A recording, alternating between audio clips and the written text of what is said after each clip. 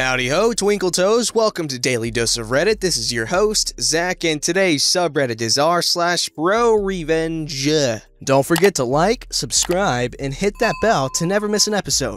This story's called, Woman Damages My Mom's Car and Blames My Mom. Her corrupt cop boyfriend covers it up and ruins both of their reputations. I don't know if this counts as pro-revenge or not, but I thought it was pretty funny and they got what they deserved. This post is super long, so I have it tilted at the end. For some background, I live in a predominantly white suburban town in New Jersey, and my family is Asian. Although the town is alright for the most part, it is not really a secret that some of the townspeople are pretty racist. One of our neighbors, let's call him Anthony, is a retired police captain from another town, but he is friends with my town's police chief. My mother is a first-generation immigrant, and although she's fluent in English, she still has a pretty thick Asian accent. A couple of years ago, my mom went to visit one of her friends on the other side of town. My mom had parallel parked directly in front of her friend's house, which is at the bottom of a small hill. As she was leaving, a woman driving a Jeep Wrangler with her children was driving down the small hill,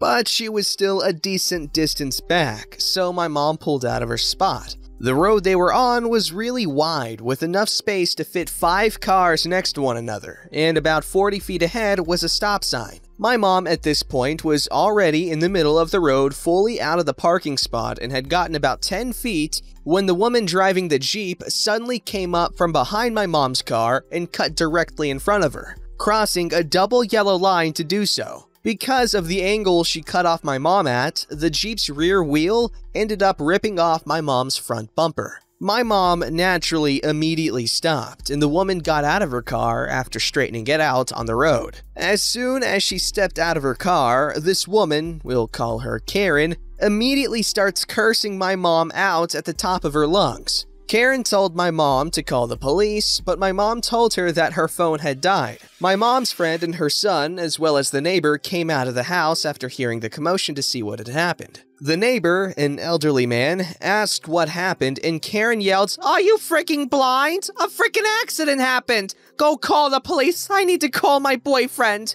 The son had taken a law class in college, so he offered to take a bunch of pictures of the scene of the accident and send them to my mom later. This becomes super important later. The neighbors call the police, but Karen's boyfriend arrives at the scene first. When the cop, let's call him Kenny, finally arrives, he asks my mom what happened. Just as my mom had just started saying her side of the story, the cop says, "Wait a minute," and walks over to the boyfriend. As it turns out, the boyfriend, we'll call him Sam, was a cop in the town who was pretty popular with the kids in the middle school since he would occasionally visit to talk about things like DARE and other things in assemblies. Sam was off duty at the time, so he was able to come over when Karen called him. As soon as Kenny saw his bud Sam, he immediately went to go talk with him rather than with my mom or with Karen. They discussed for a little while and afterwards sent everyone on their way. My mom tried to talk to Kenny before he left, but Kenny just brushed it off and said he got the details he needed and that my mom would able to get the police report in about a week or two. When my mom received the police report, she saw that it said that she pulled out without using her blinkers suddenly and hit Karen's car. On top of that, Karen was expecting for my mom's insurance to pay for the damage done to her rear wheel. My mom went to my neighbor, Anthony, to ask what she should do about the police report since it was clearly wrong. Anthony was furious and told her that she should go to the police station and ask to see the chief, and if they ask why she needs to see him, she should tell them that it's because she wants to file an internal complaint. That day, my mom takes the photograph sent to her by the son and goes to the police station and asks the person working the front desk to see the chief. The cop says that she could not just walk in and ask for the chief, so my mom responds, "Okay, so where should I go to file an internal complaint?" And the cop immediately straightens up and says, "Oh, right here, come with me." He leads her into the back. The deputy chief steps into the room and started recording the conversation. Since the chief was out, my mom presented all of the evidence to him instead. After presenting the evidence to show that it was, in fact, Karen that hit her instead of the other way around, my mom also says that she would like to file a corruption complaint against both Kenny and Sam. Kenny clearly did not do his job properly since he did not properly ask the actual people involved in the accident and did not even note the fact that there were 2 passengers in Karen's car in the report. Even Karen later admitted to an investigator that Kenny never once spoke to her. My mom even threw in the racist card for good measure, saying maybe Kenny wouldn't listen to her and brushed her off because of her thick Asian accent. Sam, meanwhile, had interfered with the investigation despite not being at the scene of the crime during the time of the accident. The deputy chief says he will start an internal investigation and will see if anything needs to be done. Meanwhile, my mom also filed a claim to her insurance and presented the evidence to them too. And her insurance decides, since the accident, in their eyes, was clearly not her fault, they weren't going to pay Karen a penny, and that they would contact Karen's insurance to pay my mom instead. A lot of internal bureaucratic investigational BS happens, including interviews with Karen, my mom's friend, and the friend's neighbor. About a month passed, and an officer comes to our house to tell my mom that Kenny had been punished. But there was not enough evidence to punish Sam, and he just wanted to know if there were any other concerns she had. Since Karen seemingly had not done anything to further warrant any action and the damage to the car was paid for, my mom said there was nothing else. This is the fun part. 3 days after the officer came to our door, a letter came in the mail for a court hearing. Turns out, Karen decided to file 3 tickets about my mom just 1 day before the statute of limitations. Apparently, in New Jersey, citizens are allowed to file complaints about other citizens breaking the law, a thing that our family had never heard of before until this happened. And because of how late she filed these complaints, by the time we received them in the mail, we could not even counter-complain, and the only options were to pay the fine or to go to court. We assumed that Karen learned about being able to file a complaint from Sam, because no crap, and that the only reason she was willing to go this far is because she heard my mom had a super thick Asian accent, and assumed that my mom wouldn't know what to do about the tickets and would just pay up. What she didn't count on was the fact that my mom is actually really aggressive and with an absolutely massive network of people that she knows. Within a day, my mom hired a lawyer to fight the case, and they immediately asked to change the court from the small court in our town to one of the large courts a couple of towns away. The logic was that if she fought the case in our town, my mom would be at a disadvantage since her case was essentially going against our town's beloved police force. But by putting it in a different town, the playing field would be even.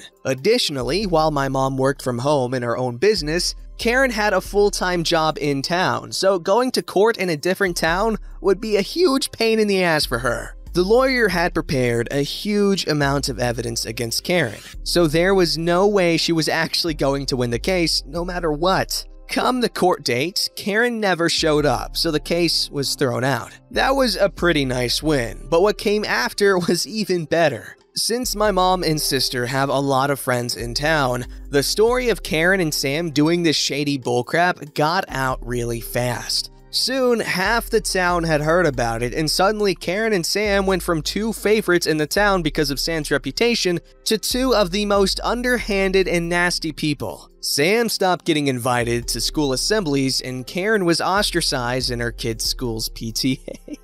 Anthony also ended up talking to the police chief in private, and we found out that although Sam was not officially punished, he was severely reprimanded by the chief. Okay, that's just really funny, just the juxtaposition here. Now, I don't know if it was intentional, but like, it's just funny. There's Sam, disgraced police officer, and then there's Karen, disgraced PTA member. Good writing, good writing. Good stuff, good story. Glad it worked out for your mom, and good job on her for not perpetuating stereotypes by being one bad boss.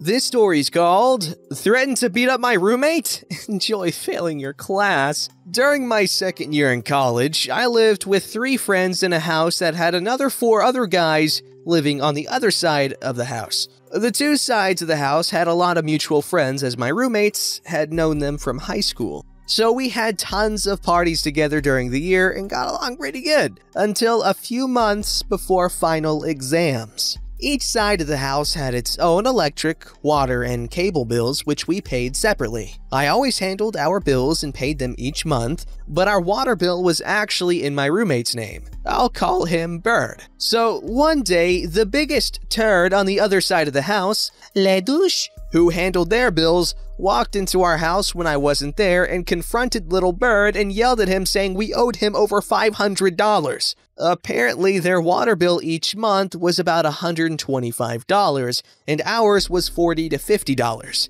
La Douche thought there had to be a mistake in the billing, so we should split the bills down the middle. After I was told about this confrontation, I was told over the phone the bills were specifically split up to each side of the house, but a person would come out to check the water meters. The next day, a technician stopped by and looked at the meters to make sure they were operating correctly and that they were billing to the separate sides of the house. He confirmed there wasn't an issue with the meters or billing and basically said they are probably using more water. End of story. I told my roommates about this, but because of my schedule, I didn't see La Douche for about a week.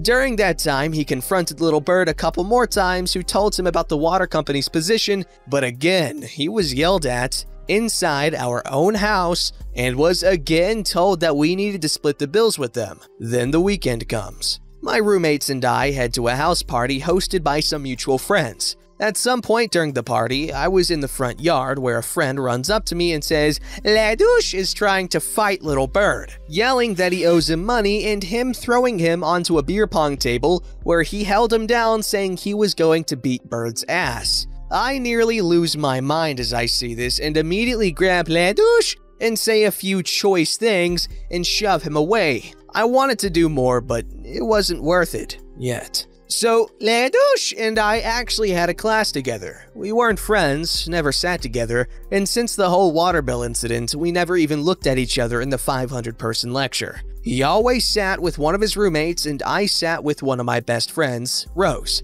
As the water bill fight somewhat subsided and the final exam got near, La Douche and his roommates started to act more civil and would even make small talk to Rose and I in the hall about the final worth 75% of our grade. Topics to study, blah blah blah. They knew Rose and I had A's in the class. It wasn't a very difficult class, but I enjoyed it and actually studied quite a bit and knew I'd probably get an A, and maybe I had let Rose cheat off of me on the first test. I told Rose I had a feeling La Douche and his roommate were up to something since they were being so nice, and that I expected them to try and cheat off us. So I came up with a plan if they tried. Now, the format of the test is important. It was a packet of questions with the answers A, B, C, D, listed vertically. And then you transfer your answers to a bubble scantron, which is another sheet of paper, that gets put through a machine. Not sure how familiar people are with it. With this format, I told Rose that I would circle an answer, she would look over and circle the same answer with a big circle, ensuring that anyone looking could see. We would do this for the entire 100-question final before marking our answers on the Scantron. The key to the revenge plan was that the actual answer was going to be the answer directly below the circled answer. So, if we circle A, the answer we put on the Scantron is B. If the circle answer is D, the answer we put is A. For a few days, I kind of thought I was being weird and crazy to come up with this plan because there was no way this guy actually thought he would cheat, and I was blinded by anger. Either way, when the day of the final exam came, we got to the room early and I sat on the far right seat of a row with Rose to my left. Guess who strolls in and decides to sit next to us for the first time all year after he threatened to beat up my best friend a month before? Oh yeah, La Douche! Dude had no shame and snuggled in the seat right next to Rose with his roommate next to him. Rose and I could barely believe it and had to use some serious composure before the test started. The two of us operated like a well-oiled machine.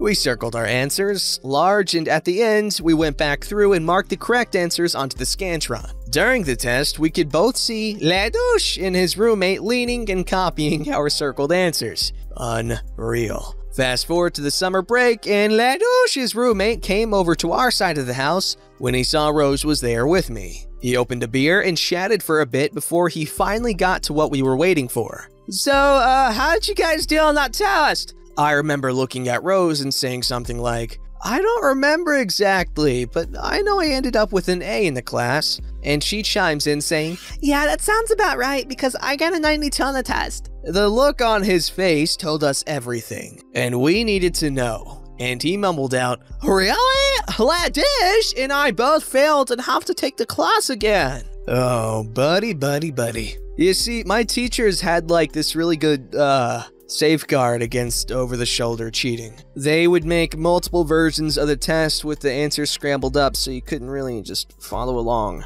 Yeah, they'd make it so that anyone adjacent to you has a different version of the test, and so no cheating going on there, but that was okay because I had nothing better to do than to do well on tests. Don't forget to like, subscribe, and hit that bell to never miss an episode.